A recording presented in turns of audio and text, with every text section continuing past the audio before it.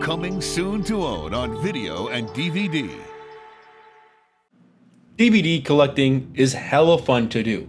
However, if you're not careful, it's riddled with traps and gimmicks that contain an insane risk of you getting booty busted in way more yoga poses than you'd be comfortable with. And because of this, I thought it would be time to make the DVD/Blu-ray/movie disc guide for dummies. This video is going to be a hybrid of two videos I've made in the past. One of them being my VHS guide and the other being my Godzilla VHS guide. It's going to be a hybrid of how those videos were made, and if you're curious about those videos, I will have them linked in the description and you might see them at the end of this video. That being said, we're not here to talk about VHS, we're here to talk about the new generation of physical media. But before we get on with the video, there is one little interesting question I want to ask. Is how does DVD/Blu-ray compare to things like VHS? And the answer is it's not as valuable or rare or collectible as VHS in my opinion. However, it has a lot more to it and it's a lot easier to get into. And honestly, you just have way more options in DVD if you're just trying to collect it as a regular human being, not some hoarding slob who cares about monetary things that really shouldn't be considered to any collectible at all. But even though it's fun and easy to get into, there is a lot of traps and pitfalls, way more so in the DVD world than in the vast majority of physical media. Mainly because there's so many different types of variants and things and traps you could easily fall for in this category. So that's why I'm making this video today. And let's start with the beginner tier, the basic fundamentals. Before you even grab your first DVD or Blu-ray, you have to know about region codes. Region codes are a number and or letter that represents certain parts of the world where that DVD and or Blu-ray will work. DVDs typically work through a number system. So 1 is typically North America, 2 is the European countries, 3 is Japan, 4 is countries like Australia and South America, 5 is Africa, Russia, and most of Asia, and 6 is typically China. Now, there isn't always a 6. I think sometimes China gets mixed in with 5, but don't really quote me on that. For Blu-ray, it's on a ABC system. A being North and South America, B being Africa and the vast majority of Europe, and C is the vast majority of Asia. And I forgot to mention, Japan is also included in Region A, and Australia is also included in Region B for Blu-ray. Sometimes you can get lucky and a DVD will have a region-free unlock, meaning it could play on pretty much any device. Which brings me to my next point. What happens if you were to take, let's say, a Region 2 DVD and put it in a Region 1 DVD player? It just wouldn't read it, and it would eject it out right away. Your player will detect if it's the wrong region through the regional playback control firmware embedded in the player. Basically, code inside the disc that reads whether it's the right region or not. This might sound rather boring and insignificant, but if you were unable to know this, you could buy a random DVD and have it not work, and you would have your head scratching as to what the heck is going on. And you would think maybe your DVD player is broken or something, but in reality, you just have the wrong region code. So it is incredibly important that you check every single DVD you get to make sure you have the right region code for what you're getting.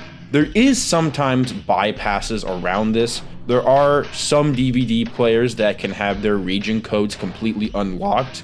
You could also buy a region-free player, although prices can vary on that. But these are all things to take to consideration when purchasing a DVD or Blu-ray. The last little tidbit you want to know are the 3 types of disc categories you should familiarize yourself with when collecting in this category. You have your standard DVD, you have Blu-ray, and Ultra 4K Blu-ray. Everything else is not going to really be relevant or discussed in this video, especially HD DVD, which is for dinosaurs like me, so you're not going to have to worry about that one. And even though there's a lot of collectors for it, 4K won't be mentioned as much in this video because it has a lot of similarities to Blu-ray. And it just becomes a lot easier to mix the two together. So you'll hear me talk about DVDs and Blu-rays, but when I talk about Blu-rays, I'll be talking about both 4K and Blu-ray at the same time.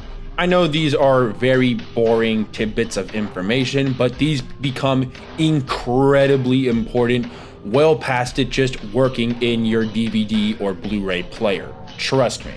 Now let's enter the intermediate tier.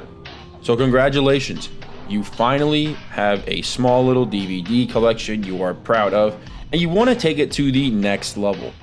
Well, before you start overloading yourself and becoming one of those guys with walls and walls of fucking shit you're never gonna watch, there's a couple other fun little cool tips that can help enhance your DVD collecting life. One fun little tidbit is the magical PS3. For those of you who don't know, the PS3 can play both DVD and Blu-rays.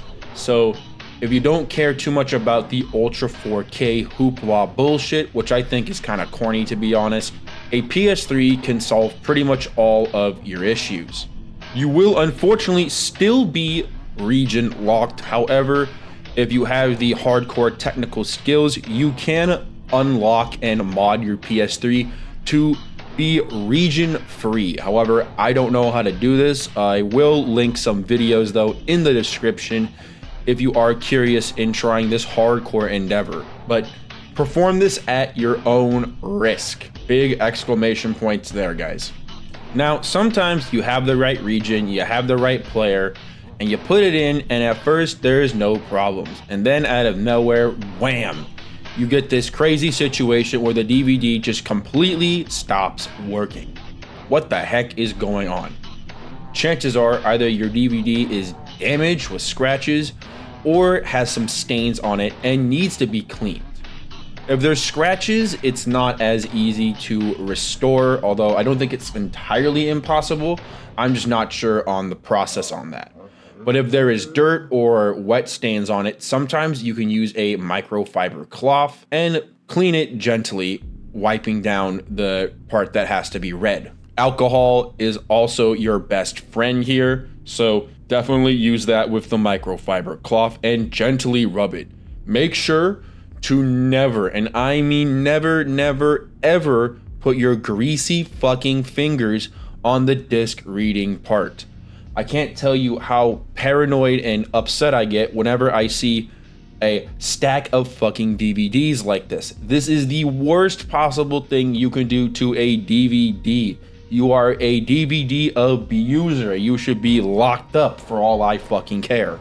This is another process. I will have videos linked in the description for you to check out to make sure you have as smooth of a process cleaning your DVDs if you have to. And this is also another tidbit I just learned while making this video, and that the DVD player might get dirty and might have issues reading your discs. So this is another thing you need to take into consideration when making sure all your junk is working. You gotta make sure it's all going well, guys. So there'll be some other links in the description for cleaning up that process. Although in the vast majority of cases, it's definitely going to be the DVD itself that will be causing issues, not exactly the DVD player. I have never had that issue before, hence why I've just learned about it now. But let me know what you guys think in the comments, and if you're a DVD collector, have you ever had the player itself cause you issues for being too dirty?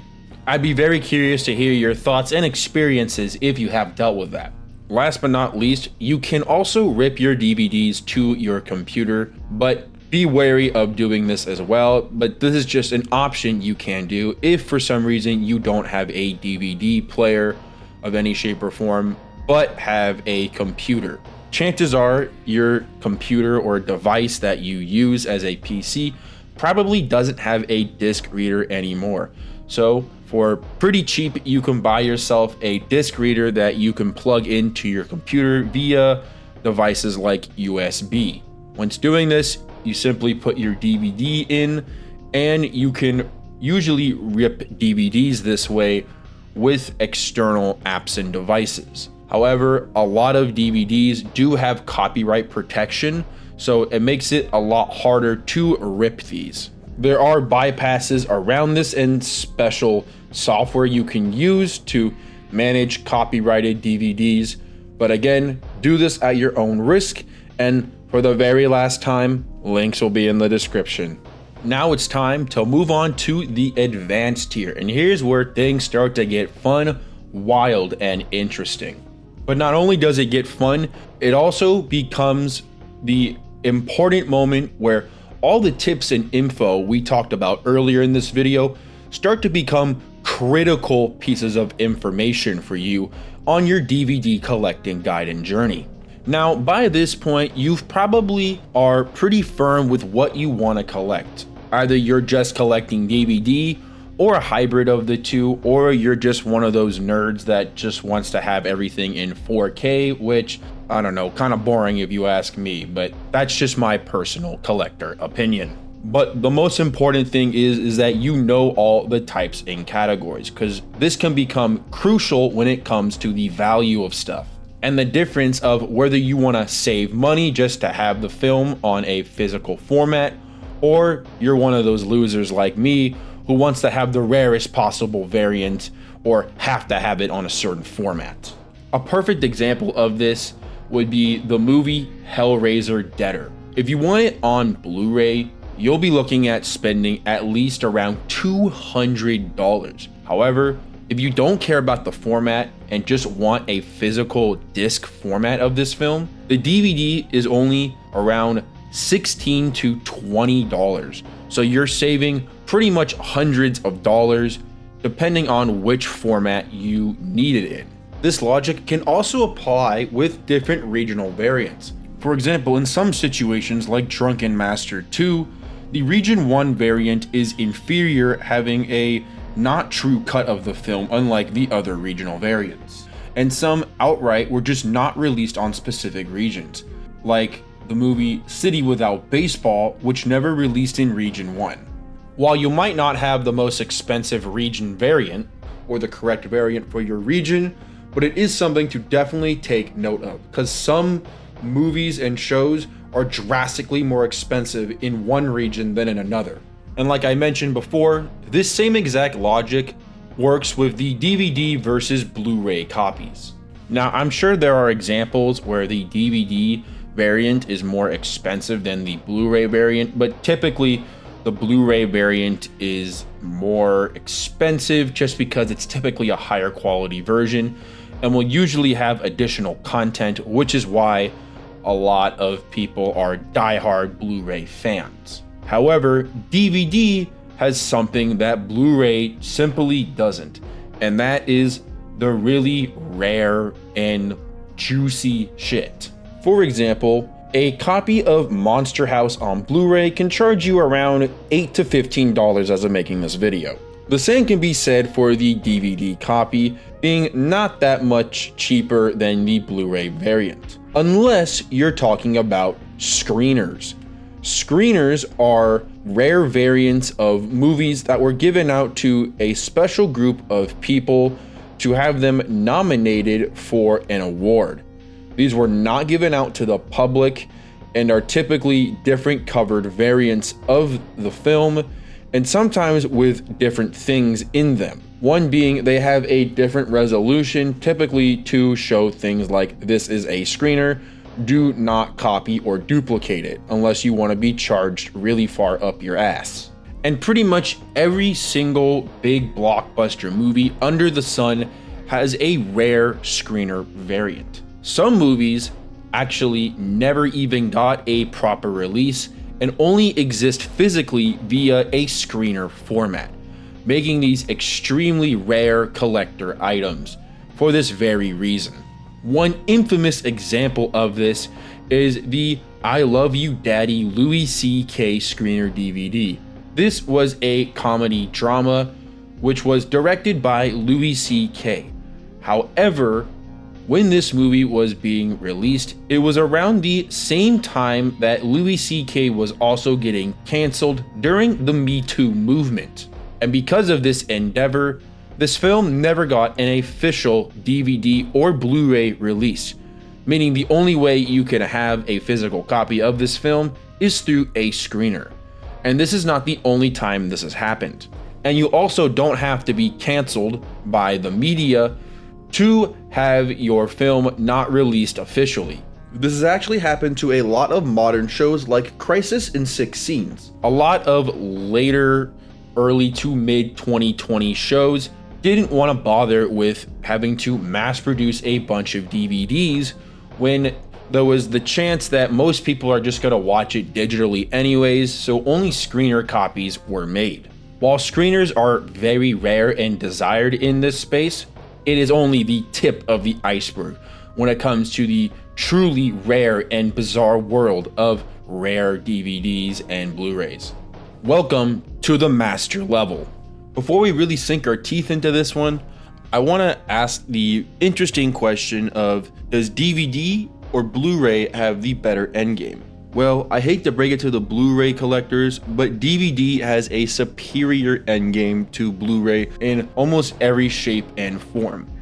I will say Blu-ray does better when it comes to every other level of collecting, but when it comes to the endgame, it's pretty obvious that I think DVD is superior in that regard. And if screeners weren't enough of a clear telltale sign of this, it's about to get a lot more obvious.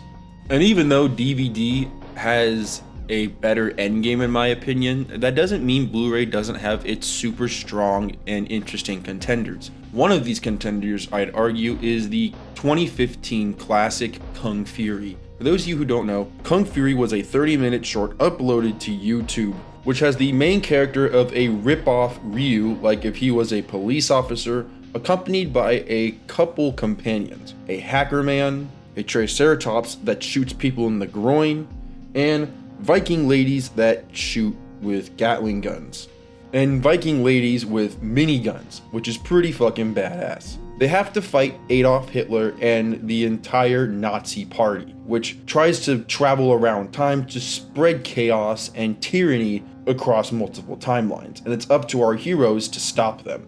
When the film was being funded, a Kickstarter was made, and everyone who donated at a certain level would receive special items for them funding the project. One of these was an elusive Blu-ray DVD of the film, but people, I believe, who paid more got a VHS copy of this film. So even though Kung Fury on Blu-ray is one of the rarest Blu-rays, the VHS still outdoes it, which is an ongoing theme you will see throughout a lot of physical media. However, that isn't to say that the Blu-ray is still very, very rare.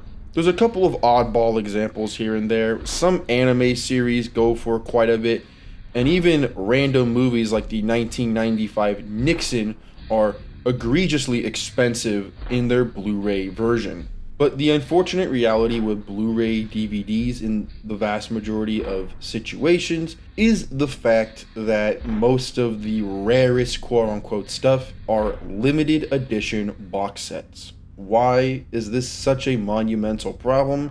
Because the only reason these are rare is because of the concept of mass-produced scarcity. These are items that are made intentionally with low prints, with the hopes that a high resale market is created for these items. This ends up making a artificial rarity for these items and inflates the prices of everything for very stupid and annoying reseller reasons. This is pretty much the fate of anything that is a quote-unquote limited edition item. There are a very small handful of examples that are an exception to this rule. However, there are no exceptions, honestly, in the Blu-ray universe that I can think of. So if you have one you can think of that may be an exception, let us know in the comments below. But the harsh reality is that this practice wouldn't be so problematic if it wasn't done painfully obviously every time. I mean, it feels like there's a new limited edition collectible all the fucking time. And if everything is limited edition, Is anything truly that rare? So then the question aligns with, what is actually rare? What is the difference between something that is artificially rare and truly rare for unintentional reasons? This is what we call organic scarcity. These are items with an interesting story that ended up just becoming rare for reasons out of its control. This doesn't guarantee the item to be infinitely more expensive than an item that is limited edition, because monetary value is solely based off demand. However, items that have organic rarity typically do much better in the long term than items that are limited edition. So now that we talked about some of the rarest Blu-rays, what are some of the rarest examples of DVDs?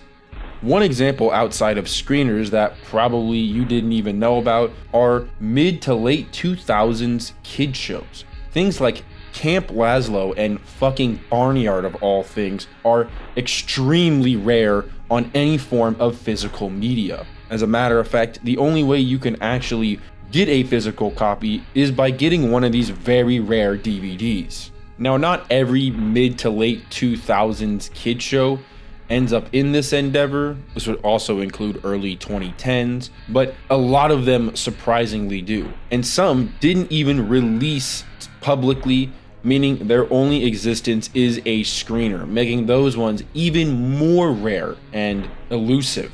This trend also seems to bleed into the adult comedy universe with shows like Xavier Renegade and 12 Ounce Mouse, just to name a few. Typically though, the animated style shows go for a lot more than the live action ones. However, it's a case by case basis. And DVD is also no exception to the world of box sets. However, like I said before, there was never really the intention of limited edition as aggressively as with Blu-ray. So a lot of the DVD collections you see were just made for the sake of being a DVD collection. So whatever's out there is out there. And there was no selfish promotion to say, oh, only 100 or 2,000 were made, which is not even that rare, to be honest. Now, a curious question one might have is, how well does things like horror on DVD or Blu-ray do in general? And shockingly, traditional horror doesn't do as well on DVD or Blu-ray like you would think. It has unfortunately been suckered by the mass-produced scarcity like we talked about earlier, being riddled with things like limited edition box sets and a whole lot of different variants and mumbo jumbos. While there's nothing wrong with variants, rarely is it the right type of variants like we mentioned previously in this video. This also makes it extremely difficult to navigate and pinpoint the real rare grails in the horror DVD space. And unlike the aforementioned genres, horror excels not in the traditional way you would think. Normally, with most DVD categories, screeners and rare variants do a lot better. However, in the situation of horror, it relies heavily more on the much more underground and obscure universe, with an infamous example being the Vomit Gore series. I'm not going to talk about what this series is about. You should look that up on your own time, but no, it is a very disturbing and terrifying rabbit hole.